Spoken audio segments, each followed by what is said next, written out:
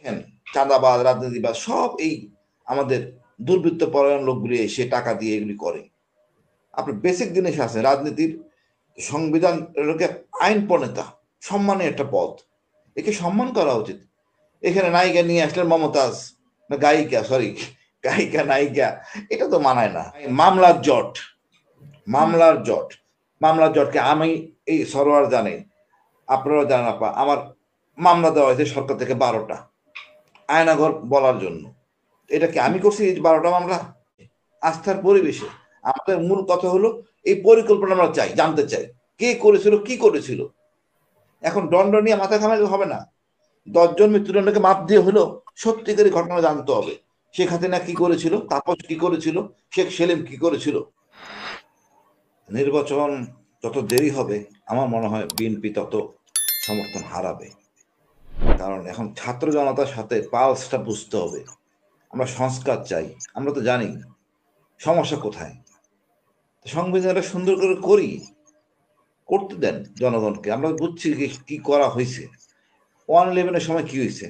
অতিরিক্ত সতর্কতা নিতে করতে যায় মইনু আহমেদ এমন ব্যবস্থা করছেন যে শেখ হাসিনা সরকার এত পরিমাণ ভোট পাচ্ছেন, সংবিধান ইচ্ছা মতো মানে সংশোধন করছেন। আমরা সেটা তো চাচ্ছি না। আমার কথা হলো জনগণ কাছ থেকে আপনাকে নির্বাচিত হইতে হবে, এখানে ভয় পাওয়ার কিছু নাই। জনগণের কাছে কাছে শাসককে যেতে হবে। জনপ্রতিনিধি যদি ঢাকায় থাকে টিকিট নিয়ে নির্বাচন করে তাহলেই সমস্যা। আমার মনে হয় এই সংসদীয় নির্বাচনের জন্য যথাযথ প্রয়োজনীয় ব্যবস্থা করা উচিত। যেটা করা হচ্ছে প্রধানমন্ত্রী প্রেসিডেন্টের ক্ষমতার ভারসাম্য। তারপরে আপনার, আমি তো ব্যক্তিগতভাবে খুবই আরো বেশি কট্টর। আমি তো মনে করি Dhaka metropolitan city, Chittagong metropolitan city কোনো এমপি দরকার আছে। মেয়রের ভাগ, কমিশনের ভাগ দেওয়ার পরে আর এমপি ভাগ নেয় তো উন্নয়ন কতটুকু হবে? আমি তো মানে এইসব মানে জনগণের টাকা লুটে পুটে খাওয়ার ব্যবস্থা। আপনি সত্যিকারের যে উন্নয়ন চান, সরোয়ার ভাই আপনারা একমত হবেন কিনা আমি মনে করি রাজুকের প্লট বাদ দেন, ডিউটি ফ্রি গাড়ি বাদ, কোনো উন্নয়ন থাকবে না। এমপি দেখেন তো সব সোজা হয়ে যাবে, একদম সোজা আলিফ হয়ে যাবে দেশ। যত আপনি অনিয়ম দেখেন, চাঁদাবাজ, রাজনীতিবাজ সব এই আমাদের দুর্বৃত্ত পরায়ণ লোকগুলি এসে টাকা দিয়ে এগুলি করে। আপনার বেসিক জিনিস আছে রাজনীতির সংবিধান লোকে আইন প্রণেতা সম্মানের একটা পদ, একে সম্মান করা উচিত। এখানে নায়িকা নিয়ে আসলেন মমতাজ, না গায়িকা, সরি গায়িকা নায়িকা, এটা তো মানায় না। এই পবিত্র জিনিসটাকে ধ্বংস করে দিছে এই আওয়ামী শাসক। তারপর দেখেন মুক্তিযুদ্ধ শব্দটা অপবিত্র করে ফেলছে। 71-এর শহীদদের সংখ্যা, তো আমাদের এখান থেকে বেরিয়ে আসতে হবে। অনেক সংস্কার করার অবকাশ আছে, বাট খুব তাড়াতাড়ি করতে হবে। এই সরকার বললো না 24 ঘন্টা, আমাদের 20 ঘন্টা। হ্যাঁ, এই বুড়া মানুষদের জন্য একটা সমস্যা। ওনাদের একটু হয়তো ওনাদের সহযোগী একজন নিতে হবে ছাত্র, যাতে কাজ করতে যায়। যদি বুড়া মানুষ রাখতে চান, ওনারা অভিজ্ঞ, কোনো সন্দেহ নাই, বাট ইয়াং জেনারেশনের ছেলেদের নেন, যারা সারাদিন কাজ করবে, 7 দিন করবে সপ্তাহে কাজ। না এত দায়িত্ব নিয়ে তারা পারবে না। এতগুলি মন্ত্রী ছিল, এখন উপদেষ্টাগুলি অনভিজ্ঞ, রাজনীতিবিদ না, তাদের জন্য তো একটু ট্রাবল। সুবিধা নিচ্ছে কি? আমলারা ইচ্ছা মতো খেলতেছে এই উপদেষ্টাদের নিয়ে। জি। সুতরাং এখানে উচিত অনেক উপদেষ্টা বাড়ানো, ইয়াং জেনারেশন ছেলেদেরকে আনেন, এরা মাস্টার্স কোয়ালিফাইড, অনেক ভালো বুঝে। এই জেনারেশনের ছেলেরা রক্ত দিচ্ছে, নতুন স্বাধীনতা দিচ্ছে, তাদের একটা প্রাপ্য আছে। 3 জন দিলে হবে না, প্রতিটা দপ্তরে উচিত এদের একজনকে সহযোগী নেওয়া মিনিমাম, তাহলে দেখবেন কাজের স্পিডটা বাড়বে। আর স্থানীয় সরকার নির্বাচন এটা করা উচিত, এটা করা উচিত। ক্ষমতায় যে এটা করলে আসলে এর মধ্যে বিতর্ক থাকে। আমি তো বলছি আমি নিরপেক্ষ থাকবো, আমি জনগণের কাছে দায়বদ্ধ থাকবো। আর তাই যদি হয় আমার মনে হয় সংসদ স্থানীয় নির্বাচনটা আপনার করা উচিত।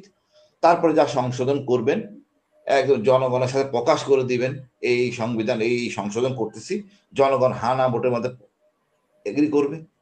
আপনি বিশাল একটা অ্যাকর্ড করবেন, বিদেশি রাষ্ট্রদূত থেকে শুরু করে সবাইকে আমন্ত্রণ জানাইয়া একটা উৎসব করবেন, স্বাক্ষর করাবেন। এটা হবে আমাদের জাতীয় আমাদের সংবিধান। আমি এমনটাই বিশ্বাস করি। আর বলবো কিছু বলার নাই। মামলার জট, মামলার জট, মামলার জটকে আমি এই সরোয়ার জানে, আপনারাও জানেন আপা, আমার মামলা দেওয়া হয়েছে সরকার থেকে 12টা আয়নাঘর বলার জন্য। এটা কি আমি করছি? 12টা মামলা সরকার করছে। সরকারি মামলার উপরে করার উপরে নিয়ন্ত্রণ থাকতে হবে। যদি করে সে প্রমাণ করতে না পারে, সে আয়ুর উপরে দণ্ড দিতে হবে। আমার দণ্ড হবে অটোমেটিক। ইচ্ছা মতো যারা খুশি তার মামলা, ইচ্ছা মতো যে কোনো সংখ্যা, এটা তো হইতে পারে না। পুলিশকে সেবক হইতে হবে। পুলিশ হয়ে গেছে আতঙ্ক, শাসক। গণপ্রজাতন্ত্রের কোনো ব্যক্তি শাসক শাসক হইতে পারবে না, সে হবে সেবক। মাথা থেকে একটু সরাইতে হবে। আমি গোয়েন্দাদের বলি, আতঙ্কের জায়গা থেকে বেরিয়ে আসো। তোমরা হও আস্থার জায়গা। তোমার আতঙ্ক জায়গা থাকবে শত্রুর কাছে, সাধারণ জনগণের কাছে না। আপনি ভাবুন তো, আরাফাত বলতো আমাদের এত এমুনেশন আছে, 5 বছর গুলিগুলো শেষ হবে না। কতটা স্বৈরাচারী হইলেই এই কথা বলতে পারে? আমাদের টাকায় কেনা এমুনেশন, আমাদের গায়ে মারতেছে। কোথায় ছিলাম আমরা, কোথায় আজকে আছি? আমি সেলুট করি আবু সাইদদের, যাদের জন্য আজকে কথা বলতে পারতেছি। আর দিন দিন অনেক কিছুই প্রকাশ হবে, শ্বেতপত্র প্রকাশ করা উচিত পরিষ্কার ভাবে। এত দেরি করা উচিত না, একদম প্রকাশ করা উচিত।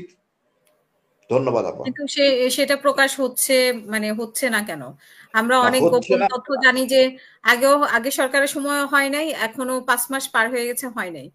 আর বিডিআর হত্যার জন্য যে কমিশনটা গঠন করা হয়েছে, আমরা তো দেখি যে ভারতের ব্যাপারে সবাই নমনীয়। তো সেখানে বিডিআর হত্যার আহ, আসলেও তদন্তটা ঠিক মতো হবে কিনা, কারণ সেটা প্রকাশ হলে তো অনেক কিছুই বের হয়ে আসবে।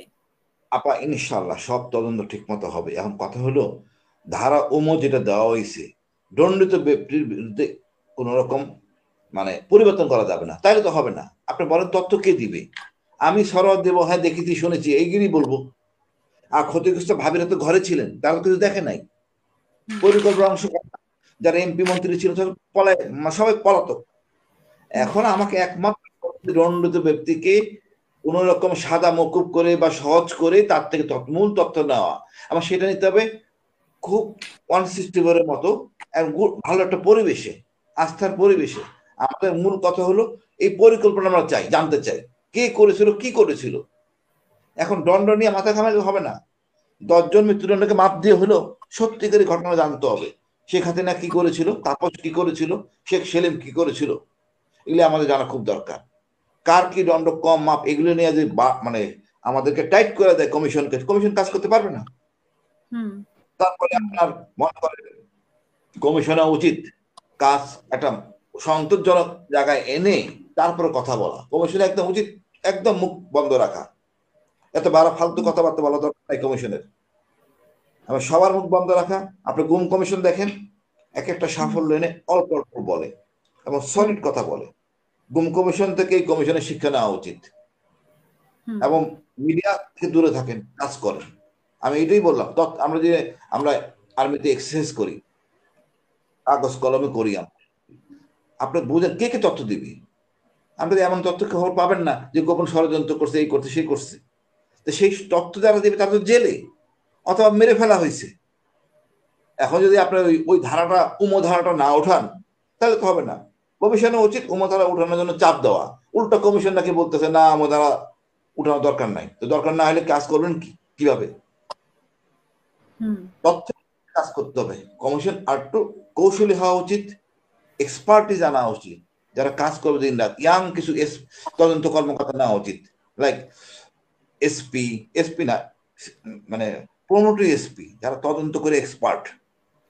বিসিএস অফিসার আছেন, যেমন করেন আকবর ভাই আছেন, এনারা তো আমার বিসিএস খেলার, ওনার অভিজ্ঞ। বেশি অভিজ্ঞ হলো সাব ইন্সপেক্টর যারা, তারা আইন কানুন ধারা প্রকৃতি বুঝেন। আমার ওই ফজলু সাহেব বোঝেন না, ওই যারা জাহাঙ্গীর আমার ব্যাচমেট, সেও বুঝবেন না কেমনে মামলার কাজ করতে হয়। ওই সাব ইন্সপেক্টর জানে। ওদের থেকে যারা প্রমোশন পেয়ে অফিসার হয়েছে, এরকম 3-4 জন বা 4-5 জন নেওয়া উচিত এই তদন্তগুলি ডকুমেন্টেশন করার জন্য। আপনি গুম কমিশনে যাবেন, দেখবেন ওরা রেকর্ড করে, অডিও ভিডিও দুটি রেকর্ড করে, তা রাখে ডকুমেন্ট হিসাবে।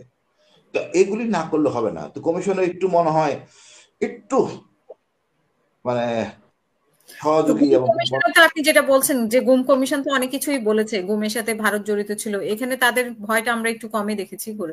কিন্তু বিডিআর হত্যাটা কি এত সহজে? কারণ সেখানে তো ভারতের নামটা বের হয়ে আসবে। তার ভারত কি চাইবে যে কমিশনের তদন্তটা প্রকাশিত হোক, বা এটা বিভিন্ন ভাবে বাধা দেওয়ার চেষ্টা করবে?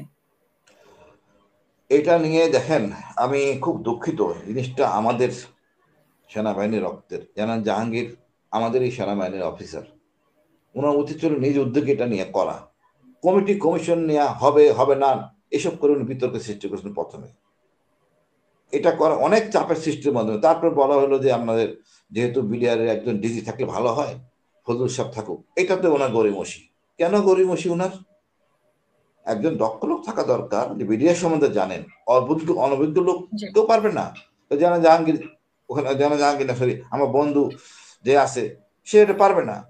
তো আমাদের উচিত স্বরাষ্ট্র মন্ত্রণালয় সর্বাত্মক সহযোগিতা করা এবং ইজি একটা ব্যবস্থা করা, যেন জনগণ বিডিআর এর ভিতরে থাকলে মনে করেন কেউ সাক্ষী দিতে যাবে, কেউ যাবে না, এগুলি আইডেন্টিফাইড হবে। এটা এমন জায়গা হইতে হবে কেউ না দেখে, এবং গোপনে এগুলি সম্পূর্ণ সম্পূর্ণ জিনিস রেকর্ড করার পর আপনি দৃশ্যমান করবেন। সম্পূর্ণ জিনিস রেকর্ড করার পর লাইভ থ্রেট আছে, কেউ সত্য কথা বলবে না। এখানে অনেক টাকা দিতে হবে সাক্ষীর জন্য, অনেক একটা লোক সাক্ষী দিতে আসা যাওয়া, ভাড়া, থাকা, অনেক কিছু ব্যাপার আছে আপা। এগুলি মূল্যায়ন নিতে হবে আমলে। কোথায় রাখবেন কোথায় রাখবেন, এই একটা সাক্ষী আসলো তাকে নিতে হবে। আসলে আপনার সাক্ষী তো পাবেন না। সাক্ষী হলো যে জেলখানায় আছে, সেখানে যে ওদেরকে ম্যানেজ করতে হবে, বুঝাইতে হবে, আশাবাণী দিতে হবে। সে হয়তো ম্যানেজ হবে না, তার পরিবারকে রিকোয়েস্ট করতে হবে, পরিবারের মাধ্যমে সাথে নিয়ে যেতে হবে। অনেক কিছু আছে যেটা যেন ফজলে বুঝবেন না। ওই যে সাব ইন্সপেক্টর থেকে অফিসার হয়েছে যে এএসপি, এডিশনাল এসপি, ও ভালো বুঝবে। এরকম কয়েকজন দরকার, সুষ্ঠু তদন্ত হবে, সত্যকারী ঘটনার জনগণ জানবে। এখন অনেক লোক জীবিত আছে, জানা সম্ভব। ধন্যবাদ আপা।